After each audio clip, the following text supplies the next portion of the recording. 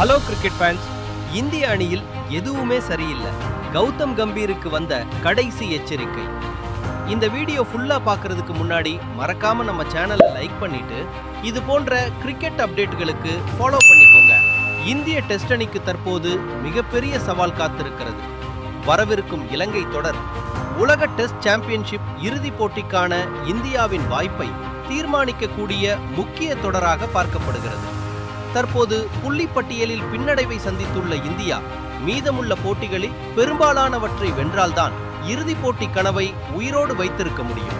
இந்த நிலையில் தலைமை பயிற்சியாளர் கௌதம் கம்பீர் மீது விமர்சனங்கள் அதிகரித்துள்ளன. நியூசிலாந்து, ஆஸ்திரேலியா மற்றும் தென்னாப்பிரிக்கா போன்ற அணிகளுக்கு எதிராக இந்தியா எதிர்பார்த்த வெற்றிகளை பெறாததால் அவரது திட்டங்கள் மற்றும் முடிவுகள் குறித்து கேள்விகள் எழுந்துள்ளன. முன்னாள் இந்திய வீரர் தீப்தாஸ் குப்தா அணி சரியாக விளையாடவில்லை என்றால் பயிற்சியாளர் மற்றும் கேப்டன் இருவரிடமும் கேள்விகள் எழுவது இயல்புதான் என்று தெரிவித்துள்ளார்.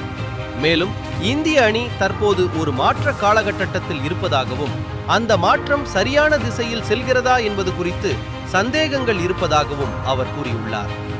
சுப்மன் கில் போன்ற இளம் வீரர்கள் அதிக அழுத்தத்தில் உள்ள நிலையில் மூத்த வீரர்களும் பொறுப்பை ஏற்று அணியை வெற்றி பாதைக்கு கொண்டு செல்ல வேண்டும். இப்போது அனைவரின் பார்வையும் இலங்கை தொடரின் மீது உள்ளது. இந்த தொடரில் கம்பீர் எடுக்கும் முடிவுகளும் வீரர்களின் செயல்பாடுகளும் இந்திய கிரிக்கெட்டின் அடுத்த கட்டத்தை தீர்மானிக்கலாம். கம்பீர் இந்த சவாலை வெற்றிகரமாக சமாளிப்பாரா? உங்கள் கருத்தை கமெண்டில் சொல்லுங்கள்.